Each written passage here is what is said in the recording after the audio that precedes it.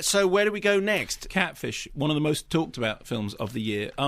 The tagline for Catfish says, "Don't let anyone tell you what it is."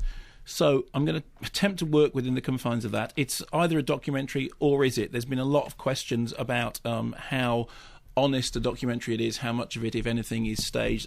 From the press notes, it says it is a riveting mystery that's a product of our times, a remarkable and powerful story of grace within a labyrinth of online intrigue. Essentially, two filmmakers, Ariel Schulman and Henry Joost, documenting Ariel's brother Neve's unfolding relationship with a strange family. He is a photographer.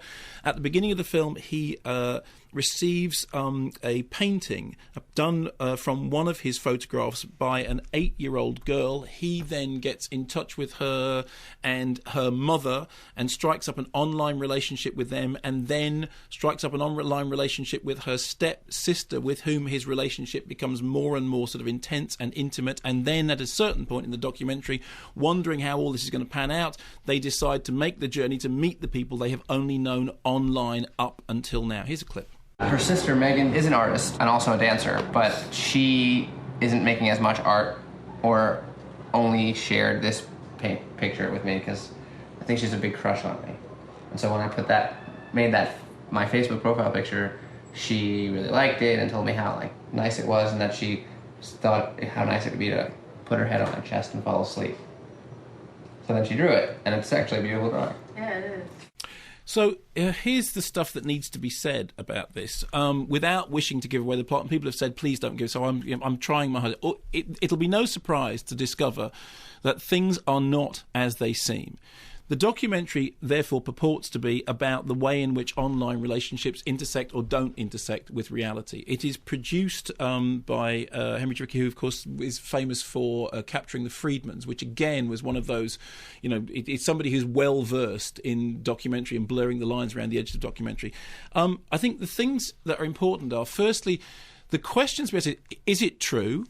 Secondly, if it is true, have all the participants agreed to the film being made, which apparently they have. Thirdly, is it in any way taking advantage of any of the participants, some of whom seem less emotionally stable than others? And fourthly, if all the above are true, is it then engrossing or interesting, and does it tell us something about the online community? I mean, a lot of people have actually matched this up thematically with Social Network. They said in the year in which Social Network is out, it's interesting that this film is out. I think a better comparison would be like with something like The Arbor. I mean, it's been a funny year. We've had films like I'm Not and I'm Still Here, which is the documentary, or was it a documentary, about an actor apparently disowning acting and going into rap, but then nobody really believed that was what was happening. And at the end, everyone said, "Oh no, the whole thing was it was a set-up job."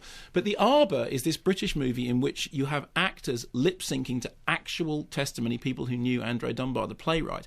And I think that, as far as this year is concerned, has been the most interesting examination of the line between drama and reality, between fiction and reality, between drama and documentary, between what's constructed and what is actual.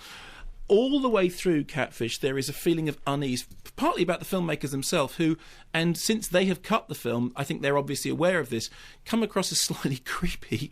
There is also an unease in the back of my mind in wanting to...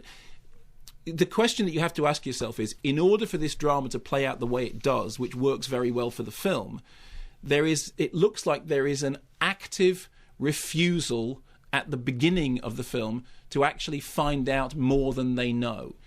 If the people are as online literate as they are, how come they didn't figure right early on that things weren't as they seem? And it seems to me that there is an element of artifice in this, which is that they deliberately didn't know. Because obviously what they're aware of is there was a possible interesting story going on here about an online relationship with people who may or may not be what they say they are online.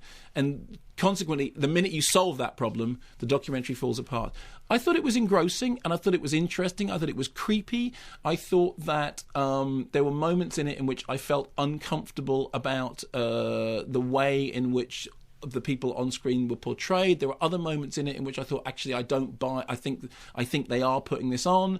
In a way, I wish I could get that stuff out of the way and just talk about the story itself. But in the end, it is much more a story about constructed documentary than it is about anything else. And I would say if you're interested in that area, don't go and see Catfish. It's perfectly fine. It's an interesting film. It's not a brilliant film. It's an interesting film. The press writing about it has made it into more of a sensation than perhaps it should have been. But if you're really interested in that, check out The Arbor.